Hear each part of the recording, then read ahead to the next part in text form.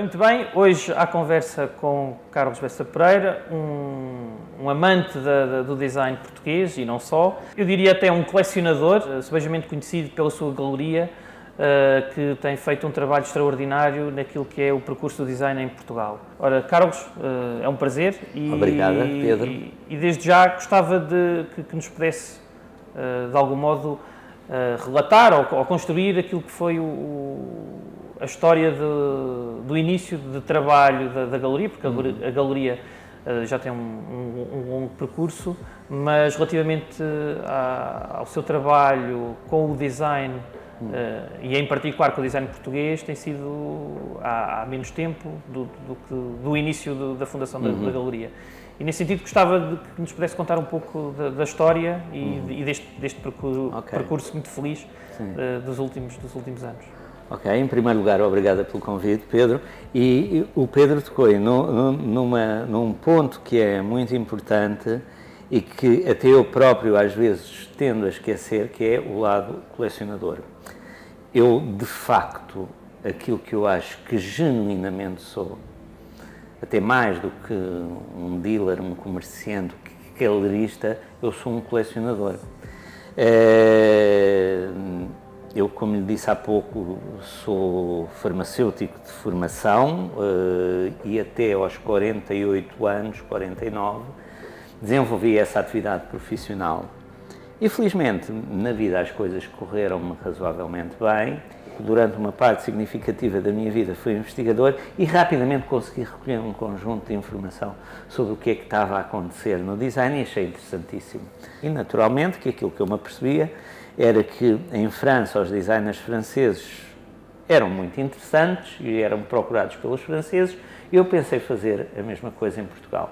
Vamos olhar para os designers portugueses, o que é que eles fizeram, que certamente hão de existir coisas.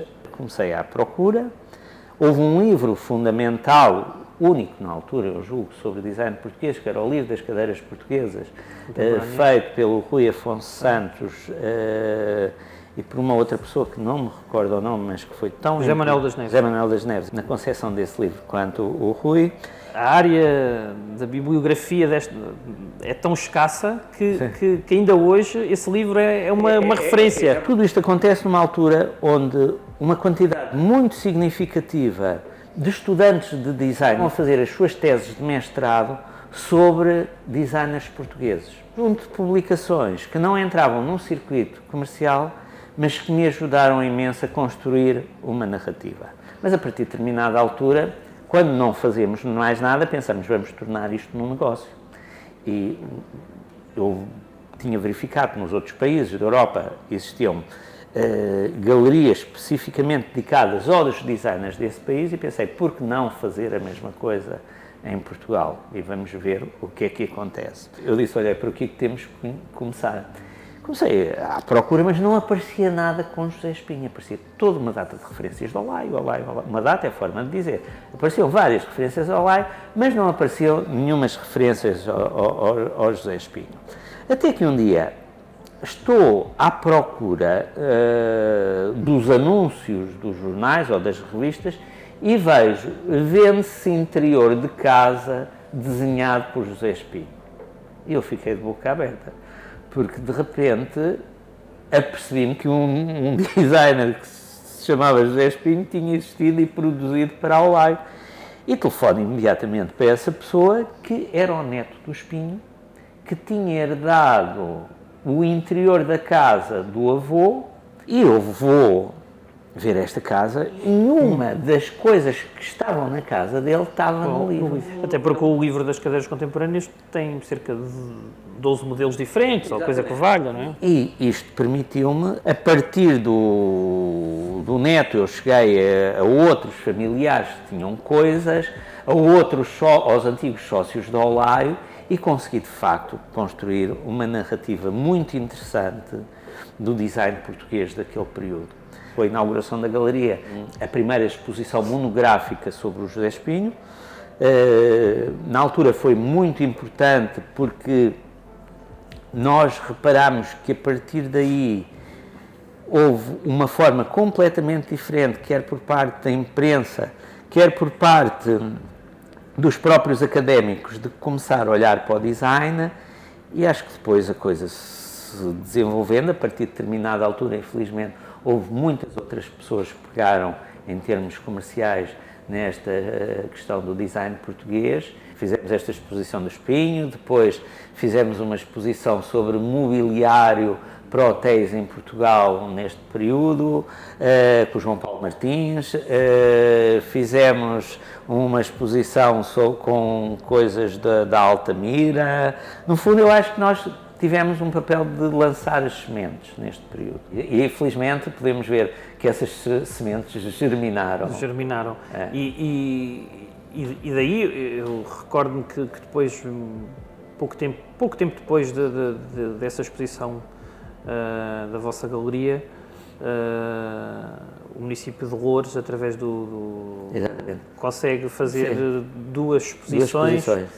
E depois mais tarde o MUD, não é? Sim. Então aí não só o mobiliário Olaio como o José Espinho ganham aqui uma outra notoriedade, um outro protagonismo que não era conhecido. Sim. E deixe-me interrompê-lo, Pedro, porque é importante falar aqui em Loures, particularmente na biblioteca, porque há aqui também um momento que é, de alguma forma, quase disruptivo. Nesta procura de informação, há um dia que eu estava na internet e aparece-me uma fotografia de um desenho de um móvel da Olaio e que vinha biblioteca de Sacavém. Eu achei aquilo estranhíssimo. A primeira coisa que faço é ligo para a bibliotecária e eles tinham um espólio enorme de desenhos, as evidências e as provas estão ali e os desenhos permitem-nos, de facto, fazer isso. Criar uma validação científica sobre... legitimar toda esta... Realmente passamos por um tempo que há escassez de bibliografia de informação e alguma dela com erros, não é? E gralhas. Muitas vezes nos deparamos com atribuições que não estão longe de estar certas. É verdade. Eu gostava de voltar à galeria e ao José Espinho. E aí, vocês, enquanto galeria, têm um papel também no vosso dia-a-dia, na vossa atividade, que tem a ver com estas questões da compra e da venda, não é? Dos objetos e da sua comercialização. E eu gostava de tentar perceber qual é a vossa percepção do mercado e o modo como o design português hoje é aceite, não só pelos conhecedores, como também por aqueles que se cruzam no cotidiano com estes objetos, mas que muitas vezes não lhes reconhecem a sua nacionalidade. Porque nós há pouco falávamos do paradigma do design italiano, não é? E eu gostava de ter a leitura do Carlos relativamente àquilo que é o design português e o seu enquadramento no panorama internacional. Há aqui uma história que é muito curiosa, é que, em minha opinião, as pessoas que depois passaram a valorizar o design português foram os estrangeiros. E os estrangeiros que se mudaram para Portugal e que achavam muita graça ter nas suas casas peças de designers portugueses. Isto foi com alguma surpresa que eu assisti a este fenómeno, porque me entravam muitos clientes na galeria estrangeiros. Nós tivemos a sorte de assistir a este movimento dos estrangeiros que se mudavam para Portugal, particularmente numa fase inicial, os franceses quase do primeiro balcão, porque eles compravam as casas, queriam decorar as casas.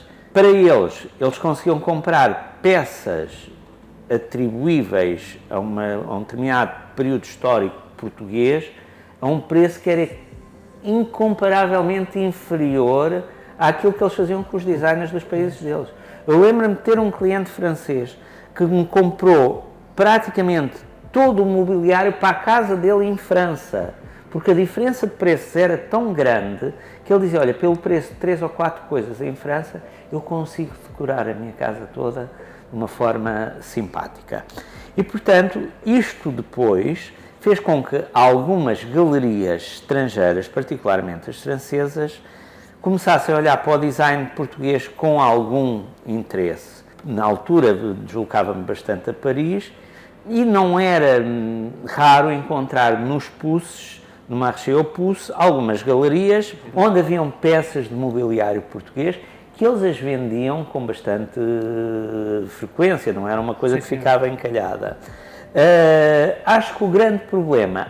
em Portugal, quem eram os meus clientes? Eram os jovens arquitetos, que achavam também uma graça enorme esta coisa do design português e que, sensíveis para a própria questão do design, conseguiam comprar estas peças mais barato, conseguiam comprar, por exemplo, os equivalentes nórdicos.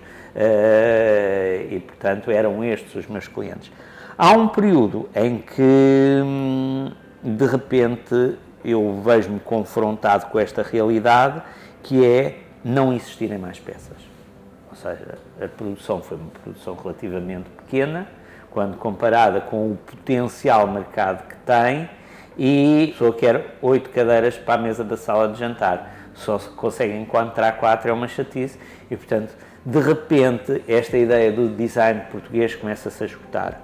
Por outro lado, e também muito importante, as peças de qualidade rapidamente desapareceram do circuito e aquilo que nós hoje encontramos é peças de segunda e terceira linha com muito pouco interesse, quer histórico, quer como objeto de design. Pois, isto é mais um comentário do que uma pergunta. Que acho curioso é olharmos ao nível nacional e realmente só a Bessa Pereira é que encontrou este vazio, não é? Que depois também, pelo que percebo, deixou de acontecer, porque lá está, quando nós entramos nas redes sociais, facilmente se encontram alguns objetos de segunda e terceira linha com alguma facilidade e muitas dessas lojas que por aí param em cada esquina, que vendem os mobiliários vintage, apresentam esse mobiliário à venda com alguma facilidade, mas depois quando entramos num outro patamar que chamo aquele design não é de pedigree, mas com uma outra singularidade naquilo que são a especificidade da peça, é realmente difícil de encontrar esses objetos que não seja uma lógica ou de passar a palavra ou de contacto que chega, não é, entre colecionadores e pouco mais. Eu vejo também que aquilo que era a escassez de informação de há uns anos atrás, hoje, com mais teses de doutoramento e teses de mestrado e alguma bibliografia lançada no mercado, é possível hoje estarmos mais informados e saber identificar alguns dos objetos. Sim, mas o Pedro dizia como é que podíamos Como é que podia ser este o... Sim, eu julgo que não é possível. Não há porque não há matéria-prima, no fundo. Para mim é este o grande problema. Mesmo as novas gerações de designers? Agora, pronto, eu estava-me a referir aqui ao passado. As novas gerações de designers, eu acho que há coisas interessantíssimas. Falámos há pouco no trabalho do Tony Grilo, o Marco Sousa Santos, não refiro outros porque senão nunca mais acabávamos, mas o que acontece é que hoje em dia o mercado é de uma concorrência e de uma agressividade terrível. E, portanto, as pessoas que conseguirem marcar uma posição e fazer aquela diferença entre o utilitário e aquilo que visualmente é muito interessante, em Portugal é muito difícil.